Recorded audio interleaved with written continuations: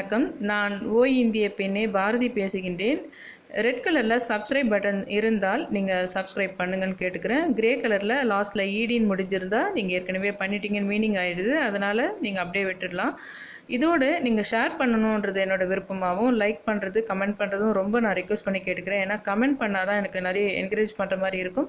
கொஞ்சம் ரெஸ்பெக்ட்ஃபுல்லாக மட்டும் நீங்கள் கமெண்ட்ஸ் கொடுத்தா, என்ன மாதிரி கமெண்ட்ஸ் கொடுத்தாலும் பரவாயில்ல. பிரபஞ்சத்தை நெருங்குவதற்கு என்னோடு சேர்ந்து நீங்கள் நடந்து வாருங்கள் என்று கேட்டுக்கொள்கிறேன்.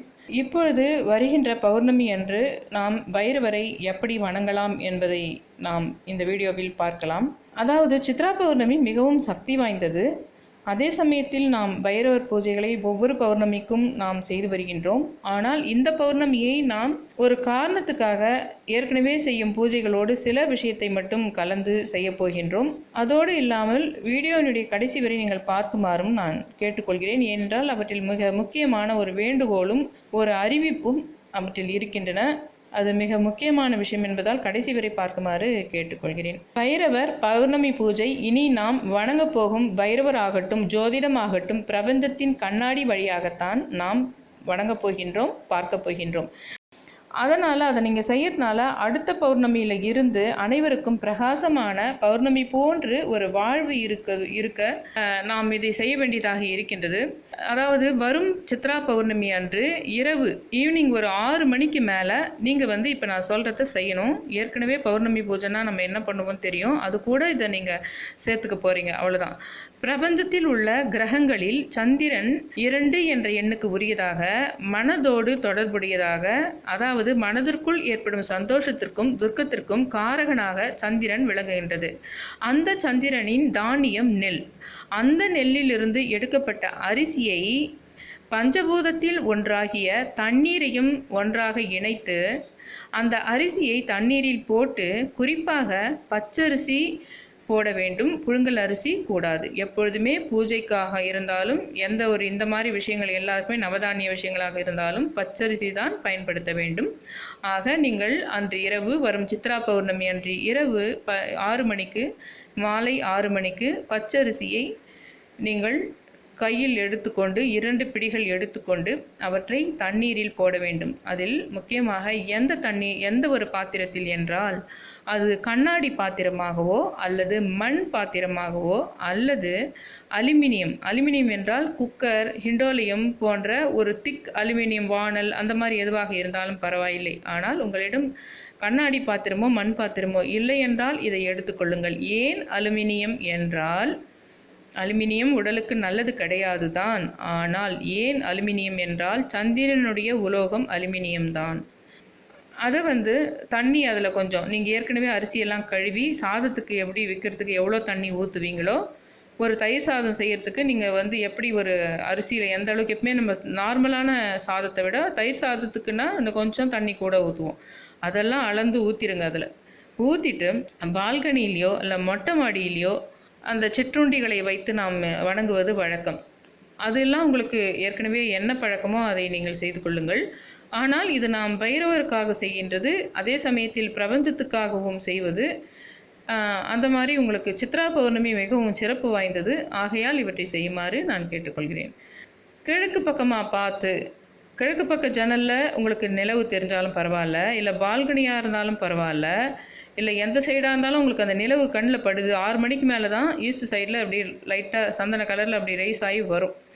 எந்த சமயம் உங்களுக்கு கரெக்டாக ஒரு மரத்து கிளைகளுக்கு இடையில் தெரிஞ்சால் கூட பரவாயில்ல, ஆனால் உங்களுக்கு கண்ணில் கொஞ்சம் அந்த நிலவு படணும். ஓப்பன் ஸ்பேஸில் நம்ம க்ளவுடியாக இருந்தால் ஒன்றும் பண்ண முடியாது. ஆனாலும் கிழக்கு ஃபேஸில் வச்சுட்டு நிலவு நோக்கி தான் நம்ம பண்ண போகிறோம். அந்த மாதிரி வச்சுட்டு உங்களுடைய கைகளில் அந்த அரிசி போட்ட தண்ணீரில் உங்கள் உள்ளங்கைகள் மேல் நோக்கி இருக்கும்பொழுது, உங்கள் தண்ணியை கையில் அள்ள சொன்னால் எப்படி அள்ளுவீங்க, அந்த மாதிரி உங்களுடைய உள்ளங்கைகள் மேல் நோக்கி இருக்கணும், 2 கையும் சேர்த்த மாதிரி. ஆனால் அது தண்ணிக்குள்ளே மூழ்கி இருக்கணும். அடியில் அரிசி இருக்கும், அது அப்படியே இருக்கும். அதை வச்சுக்கிட்டு நீங்கள் என்ன பண்ண போகிறீங்கன்னா, உங்கள் கண்கள் சந்திரனை பார்த்து உங்கள் குடும்பத்துக்கு தேவையான வேண்டுதல்கள் இப்பொழுது என்ன இருக்கிறதோ அதை சொல்ல வேண்டும். அதற்கப்புறமா இந்த கொரோனா பரிபூர்ணமாக ஒழிக்கப்பட வேண்டும் என்று நாட்களவில் நீங்கள் வேண்டிக் கொள்ள வேண்டும். அதற்கப்புறமாக நீங்கள் உங்களுக்கு நோய் எதிர்ப்பு சக்தி உங்களுக்கும் உங்கள் குடும்பத்திற்கும் நாட்டிற்கும் வேண்டும் என்று நீங்கள் கேட்டுக்கொள்ள வேண்டும். அதற்கப்புறமாக லாக்டவுன் முடிந்த பிறகு மீண்டும், இதுதான் முக்கியம், லாக்டவுன் முடிந்த பிறகு மீண்டும் எதிர்பார்த்ததை விட நல்ல வேலை வாய்ப்பு, திருமணம், முன்னேற்றம் அனைத்தும் நடைபெற வேண்டும் என்று வேண்டிக் கொள்ளுங்கள். ஏனென்றால் எல்லோர் மனதிலும் ஒரு பதட்டம் இருக்கின்றது, பயம் இருக்கின்றது, அவநம்பிக்கை இருக்கின்றது. இருக்கின்ற விஷயத்தை விட உங்களுக்கு அந்த கொரோனாவை விட அதிகமாக எல்லாருக்கும் இருக்கின்ற பயம் என்னவென்றால் வெகு நாளாக வேலை உங்களுக்கு கிடைக்க வேண்டும் என்று காத்து கொண்டிருந்திருப்பீர்கள். இந்த விஷயம் முடிந்த பின்னாடி அது மறுபடியும் கிடைக்குமா என்பதில் ஒரு பதட்டம் இருக்கின்றது. ஃபாரின் போகிறதுக்கு நிறைய பேர் இருந்துட்டு இருந்திருப்பீங்க. அதே சமயத்தில் அங்கே போயிட்டு ஃபாரினுக்கு போயிட்டு நிறைய பேர் அங்கேயே ஸ்ட்ரக் ஆகிட்டு இருக்காங்க. அவங்களும் அங்கேயே அப்படியே உங்களுக்கு சஸ்டெயின் ஆகுமா இல்லையான்னு அதுவும் ஒரு பயம் இருக்குது. கல்யாண விஷயங்கள்லாம் உங்களுக்கு தள்ளி போட்டிருப்பீங்க, ஏன்னா அந்த லாக்டவுனால் இருக்குதுன்றதுனால. அதுக்கெல்லாம் கூட மறுபடியும் பழையபடி திரும்புமான்ற பயம் இருக்குது. இந்த பதட்டங்கள் உங்களுக்கு நீங்க வேண்டும் என்பதற்காக இந்த பதட்டம், இந்த பயம், இந்த அவநம்பிக்கை இருப்பதால் இப்போது இந்த சமயத்துக்கு நாம் வணங்க வேண்டிய மிக ஆப்டான ஒரு கிரகம் தான் அந்த சந்திரன். ஏனென்றால் அந்த சந்திரன் மனதுக்கு சந்தோஷத்தை கொடுக்கக்கூடிய, மனதுக்கு நிம்மதியை தரக்கூடிய ஒரு கிரகமாக இருக்கின்றது. அதிலும் சித்திரை மாத பௌர்ணமி மிக சக்தி வாய்ந்தது. அவற்றை பிரபஞ்ச கடவுள் நடராஜ பெருமானின், அந்த சிவபெருமானின் மற்றொரு அங்கம்தான் அந்த பைரவர். பைரவரும் இந்த பிரபஞ்சத்தின் சூட்சும கடவுளாவார். சொல்லப்போனால் பைரவரை இந்த பிரபஞ்சத்தின் கடவுள் என்றே நாம் கூறலாம். அவர் இரவு பகல் 2 வேளையும் கண்ணுக்கு தெரியாத விஷயங்களை கூட கவனித்துக் கொண்டு பயத்தை போக்குபவர் என்ற ஒரு பொருள் உடையவராக, இந்த பிரபஞ்சத்தின் சூட்சுமத்தின் அமானுஷ்யத்தின் கடவுளாக அந்த பைரவர் இருக்கின்றார்.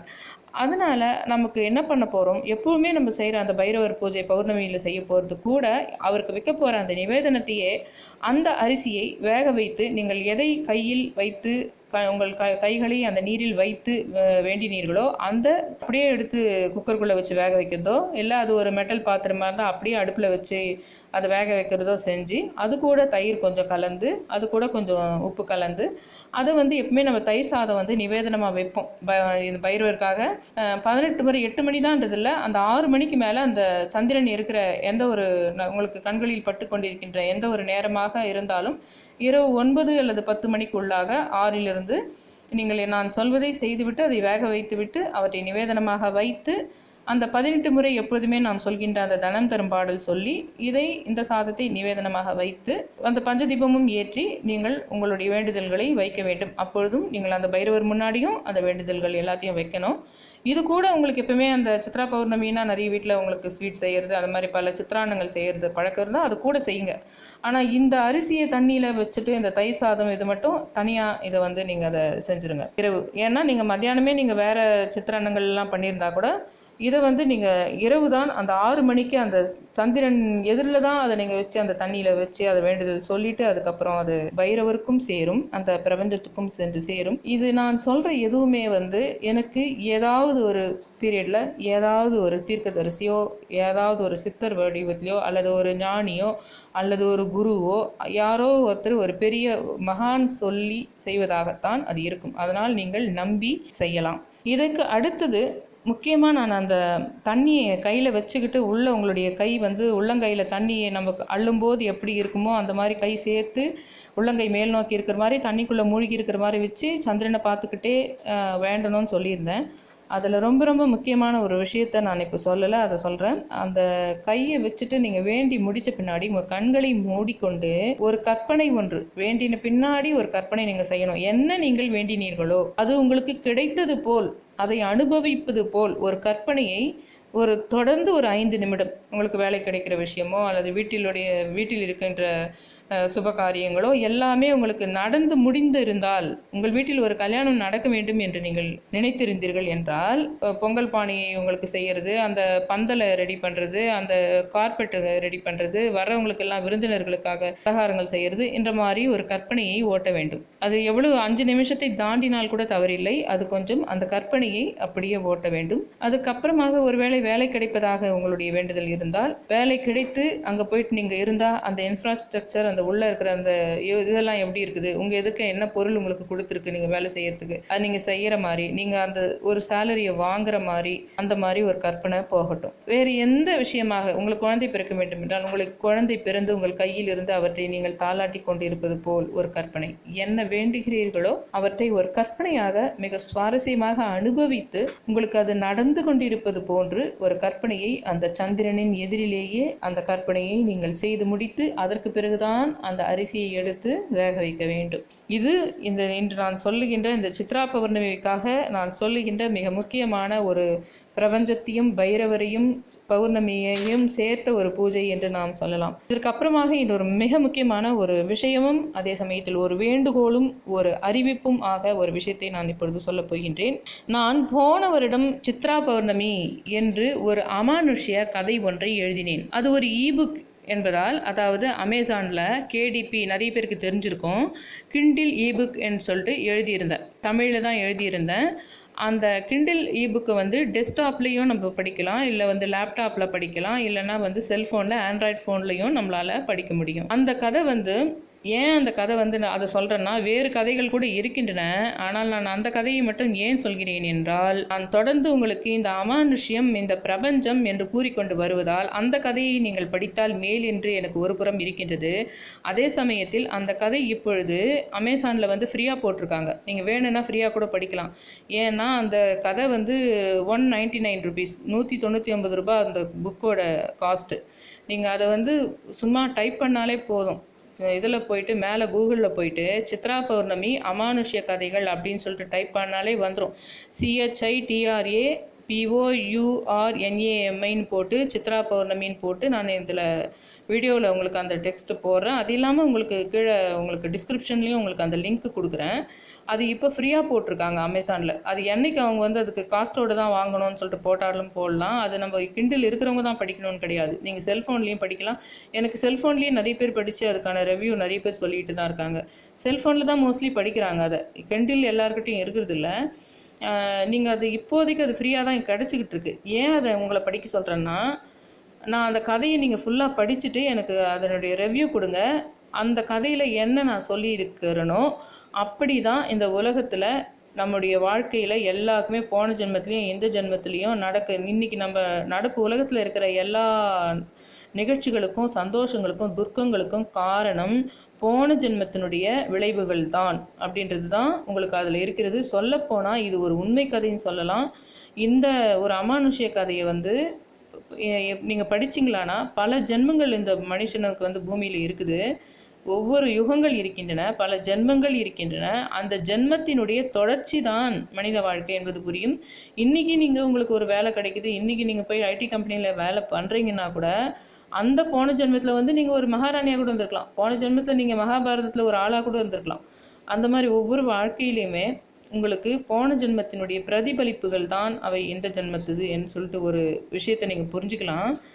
அதே சமயத்தில் நீங்கள் அது ரிவ்யூ கொடுத்தீங்களா, நான் நல்லா படிச்சுட்டு ஃபுல்லாக அதை அண்டர்ஸ்டாண்ட் பண்ணிக்கிட்டு எனக்கு ஏதாவது ரிவ்யூ நிறைய கொடுத்தீங்கன்னா, அது இப்போ நான் ஃபஸ்ட்டு பார்ட்டு தான் அதில் எழுதியிருக்கேன். ரெண்டாவது பார்ட்டில் என்ன பண்ணலான் இருக்கேன்னா, இந்த ஜென்மத்தில் அந்த போன ஜென்மத்தினுடைய அந்த நாயகன் நாயகியோட தொடர்ச்சி தான் செகண்ட் பார்ட்டில் வரப்போகுது.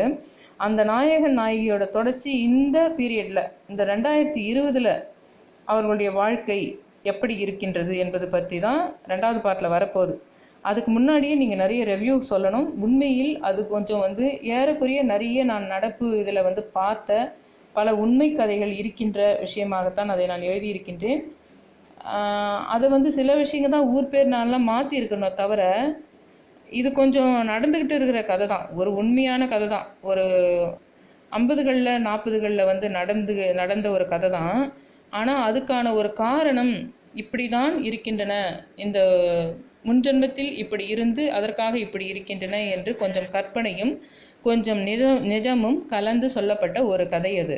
ஆகையால் அதை நீங்கள் படித்தாலே இன்றைக்கும் நீங்கள் உலகத்தில் இருக்கிற வாழ்க்கைக்கு பின்னாடியெல்லாம் கூட ஒரு கதை இருக்குது, போன ஜென்மத்தில் ஒரு கதை இருக்குது, அதனுடைய தொடர்ச்சி தான் இதுன்னு கூட நீங்கள் புரிஞ்சுக்குவீங்க. இப்போ நான் பிரபஞ்சத்தை பற்றி உங்களுக்கு நிறைய சொல்லிட்டு வரேன் இல்லைங்களா, பிரபஞ்சத்தை கவனிச்சுக்கிட்டே இருந்தீங்களானா நீங்கள் நிறைய பிரபஞ்சம் உங்களோட பேசும் அப்படின்னு சொல்லிட்டு.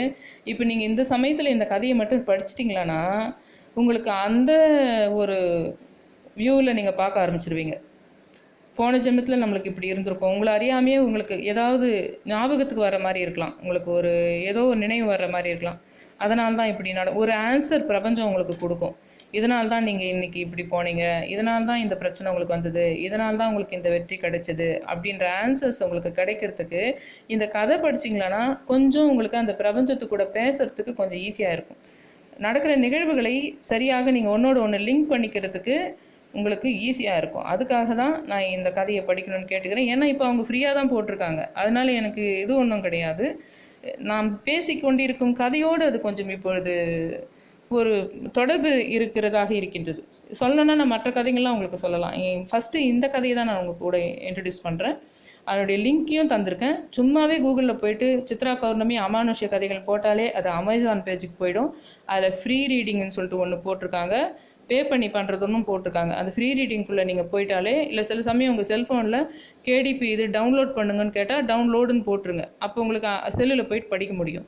இல்லை அப்படியே படிக்க முடிஞ்சாலும் படிங்க. இது ஒன்று மட்டும் நான் உங்ககிட்ட ரொம்ப என்னுடைய அறிவிப்பாகவும் என்னுடைய வேண்டுதலாகவும் இருக்கின்றது. இது உங்களுக்கு மிகுந்த பயனுள்ளதாகவும் சுவாரஸ்யமாகவும் இருக்கும் என்று கூறி முடித்துக் கொள்கிறேன்.